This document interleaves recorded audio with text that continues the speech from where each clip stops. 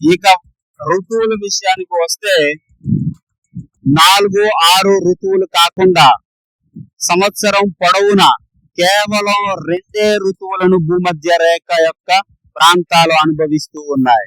వాటితో పాటు రంగురంగుల చిలుకలు, మకావ్ అని అంటారు అట్లా, పెద్ద పెద్ద తొండలు, పెద్ద పెద్ద ఊసర వెల్లులు, అదే విధంగా క్రాకడైల్స్, హమ్మింగ్ బర్డ్స్, పీతలు, రకరకాలైన, అదే విధంగా మేకు ఆకారంలో ఉండేటటువంటి కోతులు, స్పాటెడ్ ప్యాంథర్. ఈ యొక్క భూమధ్య రేఖ యొక్క ప్రత్యేకత, వాటి వైవిధ్యానికి ఇది నిదర్శనంగా నిలుస్తూ ఉంది. మరి ముఖ్యంగా డియర్ ఫ్రెండ్స్, సమశీతోష్ణ ఉష్ణోగ్రతలు కలిగినటువంటి ఈ భూమధ్య రేఖలో అనేక రకాలైనటువంటి హమ్మింగ్ బర్డ్స్ ఇక్కడ ప్రత్యేకత.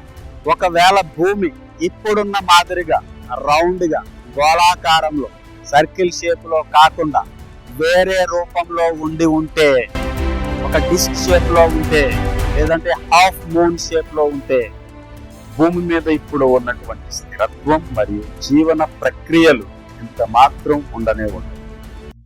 పరిణామానికి అనుకూలంగా ఉండేటటువంటి లయబద్ధమైనటువంటి కాలాలు, వాతావరణం ఏవి ఉండవు. గ్రహం మీద ఋతువులు మారతాయి, లేదంటే అసలు ఋతువులు ఉండనే ఉండవు. పర్యావరణం చాలా భిన్నంగా ఉండటం వలన జీవానికి అనుకూలమైనటువంటి పరిస్థితులు ఉండనే ఉండవు. మానవుడు ఇప్పుడున్న విధంగా పరిణామం చెంది ఉండకపోవచ్చు, లేదా అసలు జీవించే ఉండకపోవచ్చు. సూర్యోదయం లేదా సూర్యాస్తమయం భిన్నంగా ఉంటుంది. సూర్యోదయం లేదా సూర్యాస్తమయం మనం అర్థం చేసుకున్నట్లుగా కాకుండా భిన్నంగా ఉంటుంది. అంటే సూర్యోదయం నిలిచిపోయి ఉంటుంది. సూర్యుడు ఒక స్పాట్ లైట్ గా ఒక చోటే కేంద్రీకృతమయ్యి వెలుగును నిరంతరము ఒక ప్రక్కకే ప్రసరింప చేస్తూ ఉంటాడు. కేవలం పగళ్ళు మాత్రమే ఏర్పడేటటువంటి పరిస్థితి ఉంటుంది.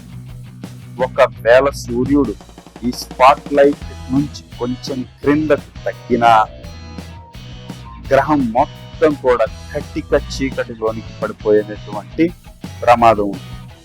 అక్ష సంబంధమైనటువంటి వంపు లేకపోవడం వలన అది మార్పుకు లోనవుతూ భూమి చాలా చక్కనైనటువంటి నిర్మాణం. అది అందరికీ, అన్ని జీవులకు ఆరోగ్యాన్ని, ఆనందాన్ని, సౌఖ్యాన్ని, ఆశ్రయాన్ని ఇస్తూ ఉంది.